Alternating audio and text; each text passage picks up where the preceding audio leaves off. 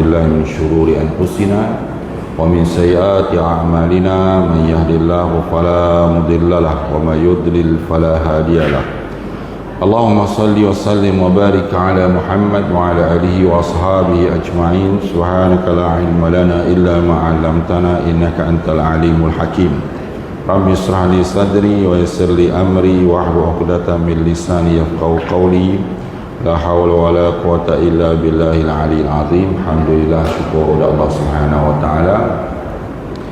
Allah kurniakan kepada kita untuk terus dapat melaksanakan tanggungjawab kita sebagai hamba Allah Subhanahu wa taala.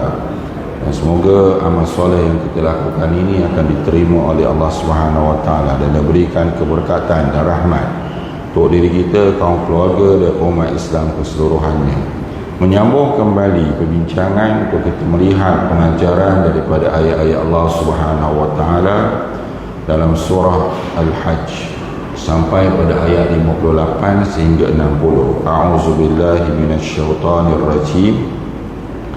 وَالَّذِينَ هَاجَرُوا فِي سَبِيلِ اللَّهِ ثُمَّ قُتِلُوا أَوْ مَاتُوا لَيَرْزُقَنَّهُمُ اللَّهُ رِزْقًا حَسَنًا إِنَّ اللَّهَ لَهُوَ خَيْرُ الرَّازِقِينَ لَيُدْخِلَنَّهُمْ مُدْخَلًا يَرْضَوْنَهُ إِنَّ اللَّهَ لَعَلِيمٌ حَلِيمٌ ذَلِكَ وَمَنْ عَاقَبَ بِمِثْلِ مَا عُوقِبَ بِهِ ثُمَّ بُغِيَ عَلَيْهِ لَيَنْصُرَنَّهُ اللَّهُ إِنَّ اللَّهَ لَعَفُوٌّ غَفُورٌ. Maksudnya, dan orang-orang yang berhijrah di jalan Allah kemudian mereka dibunuh atau mati, benar-benar Allah akan memberikan kepada mereka rezeki yang baik, yakni surga. Dan sesungguhnya Allah adalah sebaik-baik pemberi rezeki. Sesungguhnya Allah akan memasukkan mereka ke dalam suatu tempat, yakni surga yang mereka menyukainya. Dan sesungguhnya Allah Maha mengetahui lagi Maha penyantun. Demikianlah barang siapa membalas seimbang dengan penganiayaan yang pernah ia derita, kemudian ia dianiaya lagi, pasti Allah akan menolongnya. Sungguhnya Allah Maha Pemaaf lagi Maha Mengampun. Selepas Allah Subhanahu wa taala menjelaskan sifat-sifat orang-orang yang tidak beriman pada Allah Subhanahu wa taala, khususnya musyrikin Mekah yang kita dah bincang pada pertemuan yang lalu, itu mereka antara sifat yang ada pada mereka itu ragu dengan kebenaran yang dibawa oleh Nabi sallallahu alaihi wasallam. Kemudian dalam ayat berikut Allah Subhanahu wa taala memuji para sahabat Nabi radhiyallahu anhu yang merupakan contoh kita sebagaimana kita maklum sebab itu dalam kehidupan kita ni sebagai orang Islam contoh kita ialah Nabi Muhammad sallallahu alaihi wasallam, para sahabat radhiyallahu anhum ajma'in, yang mana mereka lah yang dibentangkan atau disajikan oleh Allah Subhanahu wa taala kisah-kisah mereka di dalam ayat-ayat Allah Subhanahu wa taala di dalam Al-Quran. Jadi Allah Subhanahu wa taala menyebut dan orang-orang yang berhijrah di jalan Allah kemudian mereka dibunuh atau mati, benar-benar Allah akan memberikan kepada mereka rezeki yang baik, dan sesungguhnya Allah Subhanahu wa taala sebaik-baik pemberi rezeki. Jadi di sini Allah Subhanahu wa taala memuji salah satu sifat yang ada pada para sahabat Nabi radhiyallahu anhu ajma'in, yang mana tanda kecintaan mereka kepada agama Allah Subhanahu wa taala sehingga mereka sanggup berhijrah. Ini kisah yang cukup maklum yang sering diulang kepada kita bila datang tarikh berkaitan dengan hijrah Nabi sallallahu alaihi wasallam. Dan Allah Subhanahu wa taala menyebut oleh kerana mereka merupakan orang yang sanggup berhijrah di jalan Allah Subhanahu wa taala, lalu mereka dibunuh kerana disebabkan perjuangan mereka mempertahankan agama Islam. Sebagaimana kita maklum ramai para sahabat yang gugur syahid, dibunuh, sama ada dibunuh melalui penyiksaan, dibunuh dalam peperangan dan seumpamanya, ataupun mati biasa sahaja, tapi sifat mereka mulia kerana mereka berhijrah di jalan Allah Subhanahu wa taala. Ayat ini juga nak isyaratkan tuan-tuan sekalian bahawa umat Islam ni adalah umat perjuangan, umat yang berjihad. Doalah tuan-tuan sekalian, kita ni berada di akhir zaman, lemah belaka berceramah bersama tuan-tuan sekalian untuk meletakkan dalam hidup kita uh, perjuangan Islam itu merupakan satu perkara yang utama, ya. Usaha untuk disebut i'la kalimatillahil ulia, meninggikan kalimah Allah Subhanahu wa taala. Sebab itu apa sahaja yang kita mampu buat, kita berikan sumbangan setakat mana yang kita mampu, ya.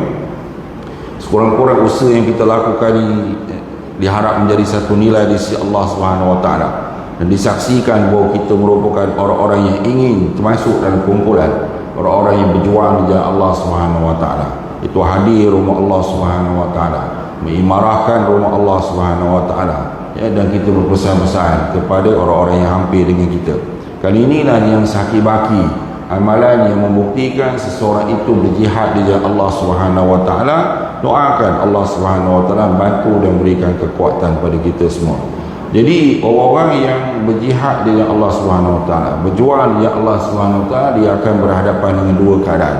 Sama ada dia mati, mati syahid, mati di jalan Allah Subhanahu wa taala, dibunuh, semuanya yang Allah Subhanahu wa taala paparkan, tunjukkan pada kita tuan-tuan sekalian, ya, sahabat-sahabat kita yang berada di Palestin, Allah tuan-tuan sekalian, tak mampu untuk diceritakan, ya.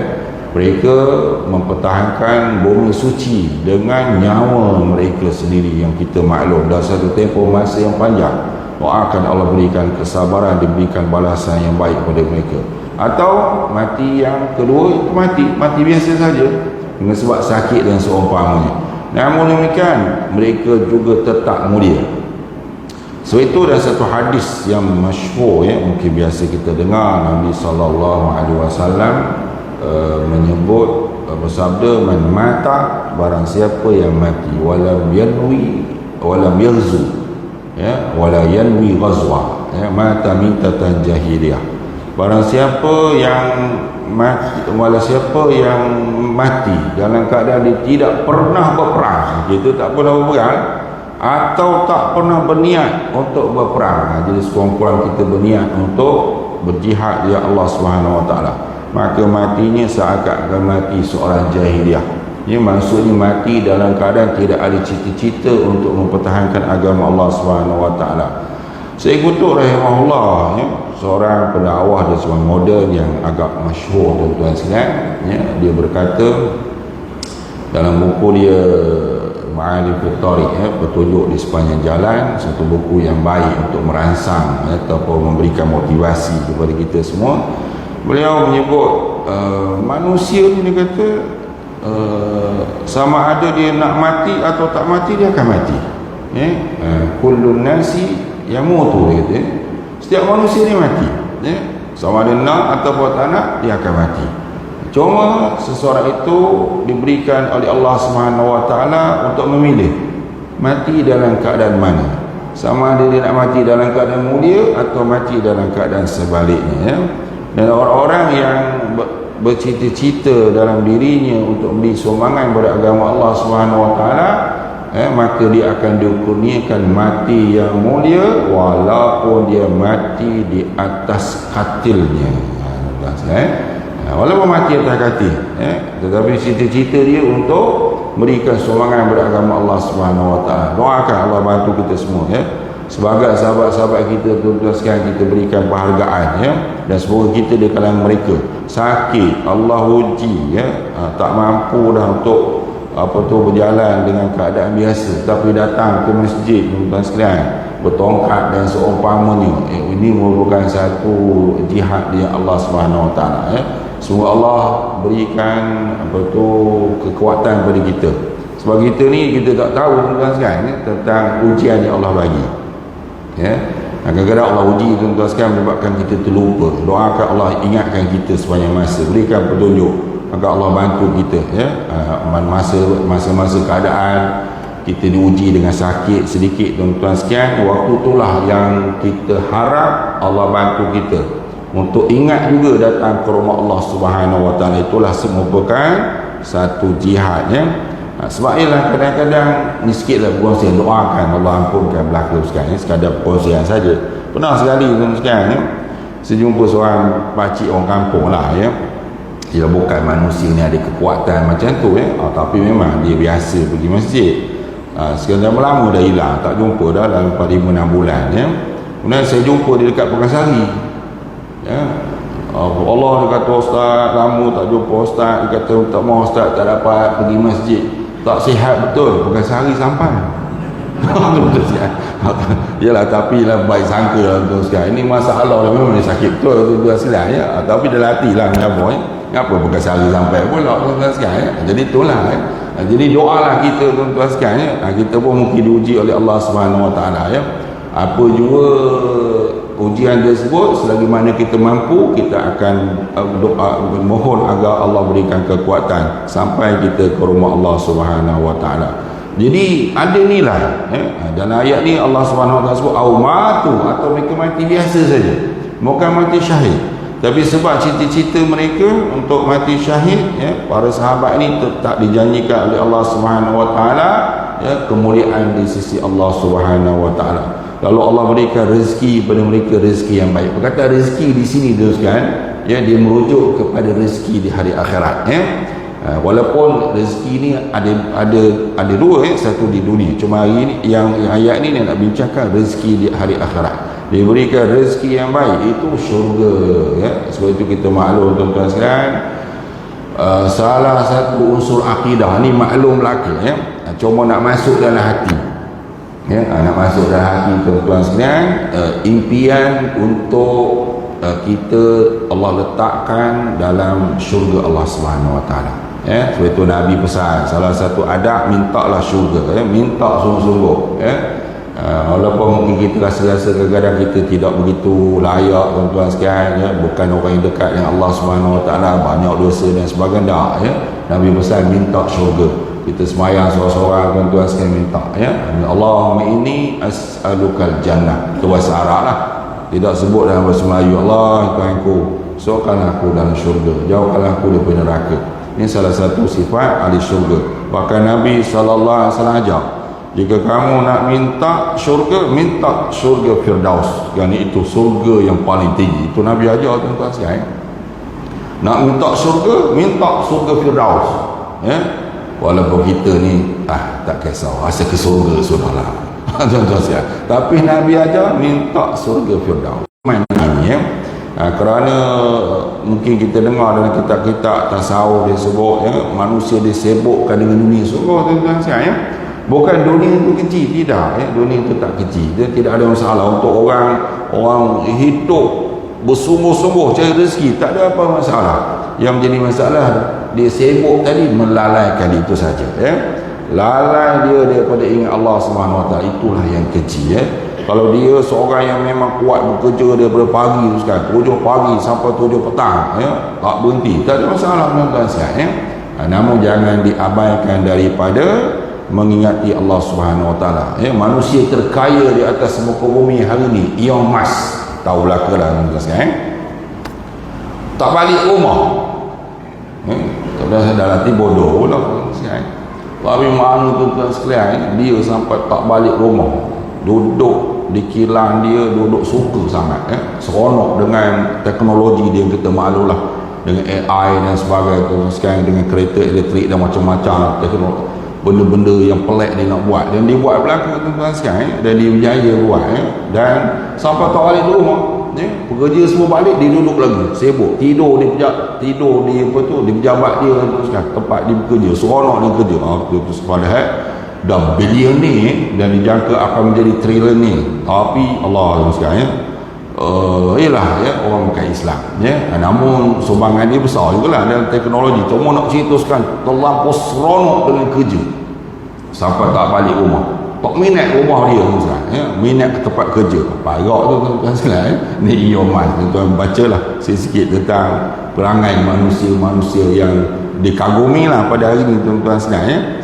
Jadi umat Islam diajar tentang nilai besar. Apa nilainya? Ialah nilai kematian itu merupakan satu cita-cita kita semua. Dan itulah pertemuan kita dengan Allah Subhanahu Wa Taala, dan doakan agar Allah Subhanahu Wa Taala memasukkan kita dalam syurganya, kerana itu adalah rezeki yang paling baik yang disebut oleh Allah Subhanahu Wa Taala. Memang dan sebenarnya mungkin setengah manusia yang tidak memahami dia akan menafikan mengapa sebab kalau dimasukkan dunia itu segala-galanya, tidak dunia ni kita buatlah sebaik mungkin. Dia adalah ruang-ruang untuk kita dapat pahala di sisi untuk kita bawa kepada Allah Subhanahu Wa Taala. Makin banyak kita bekerja di atas muka bumi, sebenarnya dia juga merupakan peluang untuk kita dapat pahala. Dialah kadang-kadang ada silap penyampaian juga, kita tak nafikan masing-masing nasihat membetulkan. Ada rasa memandangkan orang yang bekerja ni satu perkara yang yang tak baik, sibuk dengan dunia, tak ingat mati, tak kena juga kan sekarang. Sebab itu rujukan kita zaman sahabat, mereka yang dididik oleh Nabi SAW, mereka yang memahami Islam. Sebagai sahabat, sebagaimana kita maklum, sampai peringkat jutawan, mungkin bilion para sahabat, sebagai yang kaya. Mengapa? Sebab mereka faham kekayaan mereka digunakan untuk mendapat pahala. Dia mudah saja tuan sekalian. Kaya tu tak kecil. Yang kecil ialah bila manusia lupa kepada Allah Subhanahu Wa Taala. Lalu dengan sibuk dunia menyebabkan tidak beribadat. Sibuk dunia lalu tak kira halal dengan haram. Itulah dunia yang menjadi keji. Jadi tidak ada masalah. Yang masalahnya ialah tuan-tuan sekalian, bila lupa matlamat utama, itu pertemuan dengan Allah Subhanahu Wa Taala, yang mana ini merupakan cita-cita yang paling mulia, rezeki yang paling baik. So itu dah satu hadis Nabi SAW cerita tentang keadaan manusia di hari akhirat. Maksudnya Nabi kata didatangkan di hari akhirat nanti sekaya-kaya manusia atas muka bumi, tak tahu siapa kan, sama ada Qarun ke ataupun mungkin manusia ni yang mungkin lebih kaya daripada Qarun, wallahu a'lam. Nabi kata didatangkan manusia yang paling kaya, yang paling merasai nikmat, kebahagiaan atas muka bumi. Tak tahulah tuan-tuan sekalian, kita pendengar orang kaya ni Allah macam-macam tuan-tuan sekalian, dah lah kaya. Hotel setakat ni perkembangan saya tahulah, lebih tu tak tahulah, wallahu alam. Hotel yang paling mahal di dunia tuan-tuan sekalian berada di Dubai. Berapa harga semalaman? $120,000 Amerika, dekat setengah juta. Tuan-tuan memang tak duduk lah. Dikatakan hotel tuan-tuan sekalian duduknya dalam laut bahagian bawah tu yang paling mahal tuan-tuan sekalian. Tak tahu sekalian. Yang belinya jutawan belaka lah, pada rumah dia kaya juta-juta juga sekarang. Bukan juta lah, ratus juta lah, tapi tidur di hotel menjaga. Biasalah manusia. Makna kaya dengan kereta dan sebagainya tuan-tuan sekalian. Contohlah saya kadang suka juga ikut perkembangan penciptaan kereta-kereta mahal ni. Kereta-kereta yang sport yang mahal-mahal lah Bahuti ke apa benda tu sekarang, Lamborghini tu sekarang. Rupanya kereta-kereta ni tuan-tuan sekalian, kalau kita nak beli walaupun ada duit, tak boleh beli juga rupanya. Dia ada syarat-syarat tertentu. Syaratnya umpamanya pernah dah beli kereta mewah sebelum daripada ni. Kalau tuan-tuan ada 50 juta nak beli Lamborghini, ada kereta dah mewah sebelum, tak ada. Sebelum ni Iswara, tak ada. Ni saya ada duit ni 50 juta, tak boleh. Mana ada syarat tuan-tuan sekalian. Dia buat 50 biji je setahun. Lancarnya dah habis dah tuan-tuan sekalian. Kita pun tak cukup syarat untuk beli walaupun ada duit. Macam-macam lah kena orang kaya tuan-tuan sekalian, yang kita maklum. Mereka yang paling kaya ni, kata Nabi SAW, menikmati segala keseronokan. Bila mati, Allah letakkan sekejap dalam neraka. Sekejap lah. Sekejap. Celuk sekejap, angkat. Bila tanya dia, pernah tak kamu melalui keseronokan di atas muka bumi? Tak pernah dia kata. Sebab apa? Sebab sakit sangat. Walaupun sekejap. Bila Nabi SAW menyebut didatangkan manusia yang paling bansat atas muka, disebut asyaddu ba'syad. Maksudnya paling susah. Kau tahulah siapa yang paling susah. Paling susah atas muka bumi, didatangkan, celuk sekejap ke syurga, petangkat balik. Sekejap sesaat, sedetik, wallahualam berapa, mungkin 10 saat ke, dan sekali 5 saat ke, letak dalam syurga sekejap, angkat. Allah tanya dia, pernah tak kamu susah? Tak pernah. Okey, nak cerita sekarang memang kita maklum ini kita faham, orang beriman dia akan faham dunia ni dijadikan ruang untuk mendapat pahala. Sebab itu tuan-tuan sekalian, minta maaf kita dah sebut banyak kali, kita harus sedar dan kita membetulkan apa sahaja yang kita buat atas muka bumi ni akan jadikan pahala. Ya. Contoh kita siapa? Nabi sallallahu alaihi wasallam, ya. Sebab itu Nabi ni Allah tugaskan, ialah dahlah kekasih Allah, kan. Manusia yang bukan manusia, makhluk yang paling mulia, ya, tapi ada peluang untuk buat kebaikan, Nabi akan buat kebaikan, ya. Ini bukan cerita hal besar-besar, cerita hal kecil-kecil ni sekadar ulang, ya. Nabi SAW, ya, jaga cucu. Saya sebut ni dengan sebab kadang-kadang tuan-tuan mungkin diuji, kan, kena jaga cucu, ya. Nak supaya anak nikah, kahwin, kita pun kahwin ke dia, ya. Ada anak untuk tolong pula, ya. Sebab tolong jaga 2 minggu, tuan sekalian, ya. Kita kena ingat peluang untuk dapat pahala. Nabi jaga cucunya, bukan cucunya sekali dijaga oleh Nabi SAW, khususnya anak kepada Zainab, ya, kerana berpisah dengan suaminya. Nabi jaga sekali. Mengapa? Sebab Nabi dah didik pahala belaka. Sekadar ulang sekali, Nabi ada anak angkat, orang hantar pun Nabi untuk jaga. Nabi jaga anak angkat, yang lebih dahsyat lagi, ada anak tiri, pahala jaga anak tiri. Saya percaya tuan-tuan ramai tak ada anak tiri ni saja bergurau, ya. Tuan-tuan sekalian, yang tak ada anak tiri, tuan-tuan sekalian, ya, duit banyak, pencen dapat, nak naik lagi pencen, cari anak tiri, pahala besar. Saya sedap menyebut je. Okey, itu betul sekejap, ya. Okey, Nabi ada anak tiri, Nabi ada anak angkat sekali, anak sendiri lagi lah sekali, jaga cucu Allah sekali. Mengapa? Sebabnya Nabi nak sebut itu semua adalah pahala, ya. Okey, jadi Allah Subhanahu Wa Taala menyebut khairur raziqin, sebaik-baik rezeki, ya. Jadi orang beriman dididik apa rezeki yang paling baik, akhirat lah, ya, masuk surga Allah Subhanahu Wa Taala. Cuma saya nak sebut ni, jangan kita abaikan tentang dunia. Dunia ni semua ruang-ruang untuk kita dapat pahala di sisi Allah Subhanahu Wa Taala. Bahkan pahala buat baik dengan orang ni lebih besar daripada kita berzikir, berwirid. Zikir wirid ni besar dah, tapi buat baik pun besar juga, tuan-tuan sekalian, ya. Jangan salah faham, jangan sahabat nak wirid buat baik saya dah terus kan, okay. Semua tu ada kebaikan. Sehingga Ibnu Umar, ya, dalam satu kisah yang masyhur, tuan-tuan sekalian, ya, dia berjumpa dengan seorang lelaki yang beribadat, duduk di masjid Nabi, tuan-tuan sekalian, daripada pagi sampai ke malam, ya, tidur masjid Nabi, pusing dengan hidup dia. Itu kerja dia beribadat, tuan-tuan.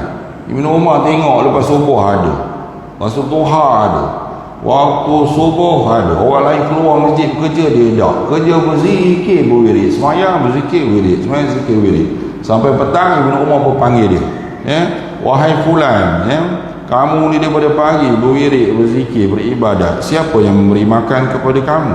Okay, pelik juga, takkan tak makan. Dia kata abangku yang memberi aku makan. Jadi abang dia jaga dia lah, ya, sebab kuat beribadat, bagi dia makan. Tuan-tuan tahu apa Ibnu Umar kata? Anak Sayyidina Umar, ulama yang antara ulama besar dari kalangan sahabat, dia menyatakan, akhuka a'badu minka, sesungguhnya abang kamu tu lebih kuat ibadatnya daripada kamu. Tuan-tuan bayangkan, dia nak menyebut, okay, tentang nilai yang salah dipahami, ya. Okay. Kemudian dalam ayat berikut Allah Subhanahu Wa Taala menyebut la yadkhulannahum mudkhalan yardawnahu innallaha la'alimun halim. Ini sebagai pengukuhan, ya, mereka akan dimasukkan ke dalam satu tempat, itu syurga lah, yardawnahu, yang mana mereka suka. Maksud ialah, tuan-tuan sekalian, ya, memang keseronokan ini satu impian, bukan setakat di dunia, di akhirat lagi. Semoga kita di kalangan mereka. Dunia ni memang, yang menyeronokkan itu disukai oleh manusia, ya. Maka Allah nak mengingatkan matlamat yang paling utama di hari akhirat yang kita tak tahu, tak ada siapa boleh cerita pengalaman, tak ada siapa yang boleh cerita, hanya kita berpandukan pada ayat Allah Subhanahu Wa Taala dan hadis-hadis Nabi sallallahu alaihi wasallam. Sifatnya yardaunahu, yang mana mereka suka. Ya, Allah Subhanahu Wa Taala Maha mengetahui, ya, lagi Maha penyantun. diikuti dengan sifat berikut, zalika wa man aqaba bimisli ma uqiba bi thumma bughiya alayhi la yansurannahu Allah innallaha la'afurur rahim. Demikianlah ayat ini nak cerita tentang sifat sahabat Nabi yang melalui perjalanan berjihad, berhijrah tadi, mereka ini diberikan ganjaran pahala masuk surga. Mengapa? Sebab kerana mereka, demikianlah barang siapa membalas seimbang dengan penganiayaan.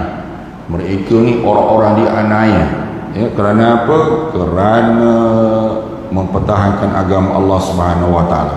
Adakah mereka balas? Mereka tidak balas penganiayaan mereka.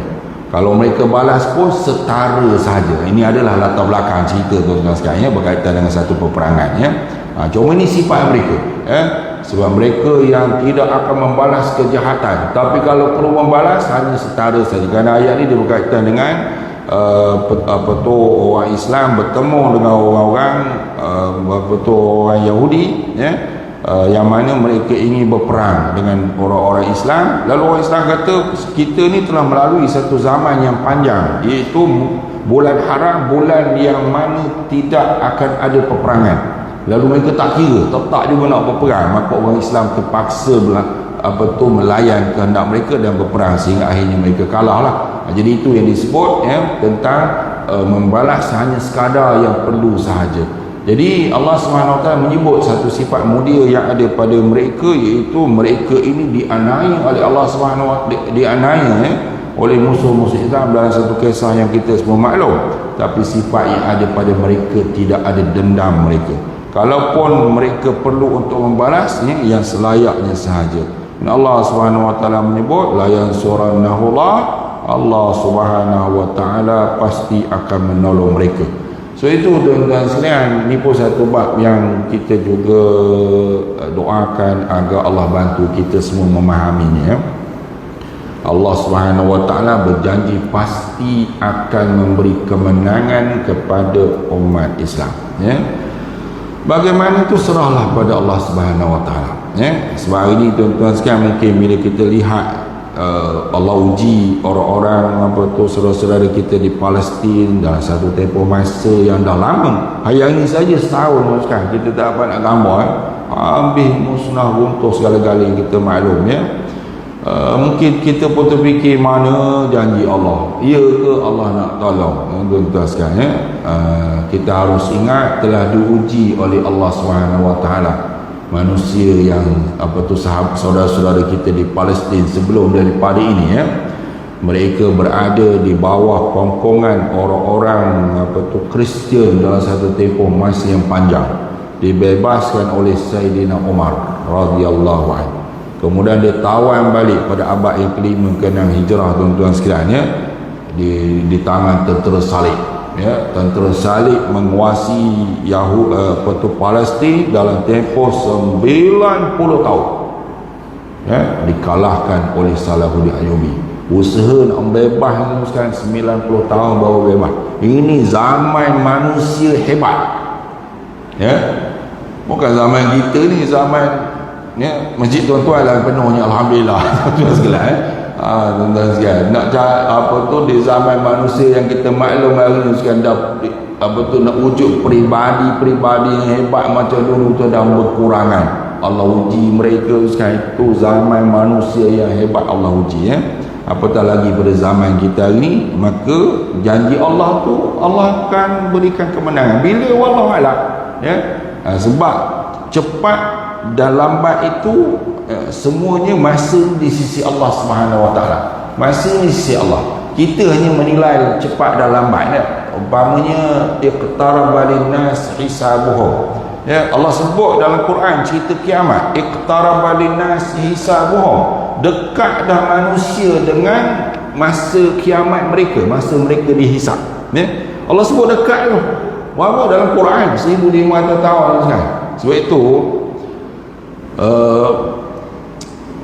kebetulan ada satu masjid dia minta saya cari buku tentang kiamat ni. Saya pun ambil buku Imam Ibn Katsir, Huru Hara Hari Kiamat, baru saya tahu bila belajar juga, tapi kalau tak ingat, bila buka buku baru tahu sekarang. Rupanya kerja meramalkan kiamat ni sejak abad 1 Hijrah lagi kerja meramalkan kiamat. Ya, masing-masing dah khabar kiamat dah dekat, kiamat dah dekat, kiamat dah dekat. Bila datang tanda ni kiamat dekat. Ya, antara tanda kiamat ialah asap yang besar. Pernah berlaku sekarang dalam abad ke-4 ke-5 Hijrah gitulah. Seingat saya tu sekarang berlaku di Iraq tak silap. Satu kebakaran yang menyebabkan asap besar tuan sekarang. Penuh. Maka orang berkiamat dah dekat sebab asap besar. Tuan sekalian okey. Dah tuan sekalian ya. Sebab itu rupanya salah satu kesilapan besar meramal kiamat. Ya. Ini kalau berlaku ramalan-ramalan semua tak betul tuan sekalian. Tak disuruh untuk meramal. Dekat tu di sisi Allah Subhanahu Wa Taala. Makna orang yang sebab itu mengaku Imam Mahdi tuan sekalian dah berpuluh-puluh dah. Mengapa? Sebab dia rasa kiamat dekat. Ya. Abad ke-4 Hijrah, ke-3 Hijrah, kiamat dah dekat. Saya lah Imam Mahdi. Betul sekali. Sebab apa? Sebab dia rasa kiamat dekat. Ya. Sedangkan dekat tu di sisi Allah Subhanahu Wa Taala. Hari ni pun sama dah. Tuan-tuan pun fikir. Ya, kita fikir rasa-rasanya tak lama dah kiamat. Entah-entah 1000 tahun lagi. Wallahualam tuan sekalian. Wallahualam. Semua tu di sisi Allah Subhanahu Wa Taala. Cuma saya nak kongsi ya, masa ni dan sebagainya tuan sekalian semua di sisi Allah Subhanahu Wa Taala. Tugas kita ialah hanyalah untuk beramal kepada Allah Subhanahu Wa Taala. Bila Allah kata Allah akan tolong, akan berikan kemenangan pada umat Islam. Bila masa serahlah kepada Allah Subhanahu Wa Taala. Ya, dan ditutup sesungguhnya Allah Maha Pengampun ya. Allah Maha Pemaaf lagi Maha Pengampun ya, kerana mengingatkan dia bahawa sesungguhnya kita adalah manusia yang terdedah dengan segala kesilapan. Doalah Allah Subhanahu Wa Taala berikan petunjuk hidayah kepada kita semua dan kekuatan untuk kita berjalani kehidupan sebagai hamba Allah Subhanahu Wa Taala. Wallahu a'lam. Assalamualaikum warahmatullahi wabarakatuh.